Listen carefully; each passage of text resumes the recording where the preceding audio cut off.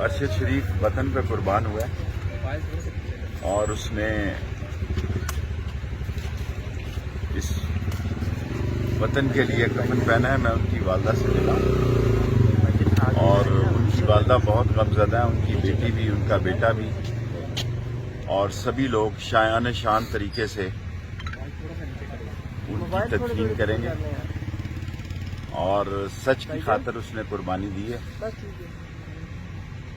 اور یہ بات پہلے ہی آ رہی تھی کہ ان کے سر کی قیمت لگی ہوئی ہے. اس ملک میں بہت سارے لوگوں کے سر کی قیمت لگ چکی ہے اور ان کو گولی لگی ہے. اب کینیا پولیس نے بھی یہ کہہ دیا ہے اور جان بوجھ کر جو انفلوئنس ایجنٹ ہیں وہ یہ تاثر دے رہے ہیں کہ کوئی حادثہ یہ خبر نہ دی جائے.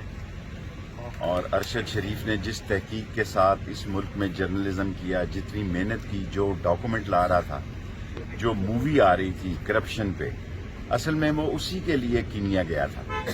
وہ اسی کینین پرسن کے ساتھ آخری سگنیچر کرنے جا رہا تھا تاکہ وہ اس مووی کو روک رہے تھے. وہ کرپٹ لوگ جو ہر چیز خرید سکتے ہیں, وہ کرپٹ مافیا جو اپنے کیسز ختم کر سکتے ہیں, جو منی لانڈرنگ سے نکل سکتے ہیں, جو قانون کو خرید سکتے ہیں, جو پولیس کو خرید سکتے ہیں. آج میں آیا ہوں یہاں پہ تو میرے پیچھے ساری انٹیلیجنس کی گاڑیاں ہیں.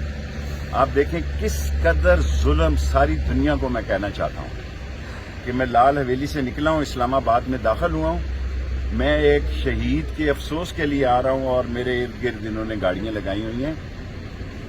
مرنا اور مارنا اور یہ باتیں بھول جائیں.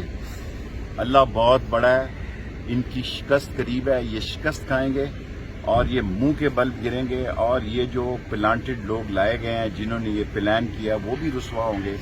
اور قیامت تک ارشد شریف کا نام زندہ رہے. سر قیمت لگانے والے کون ہیں؟ سر سب کو پتا ہے.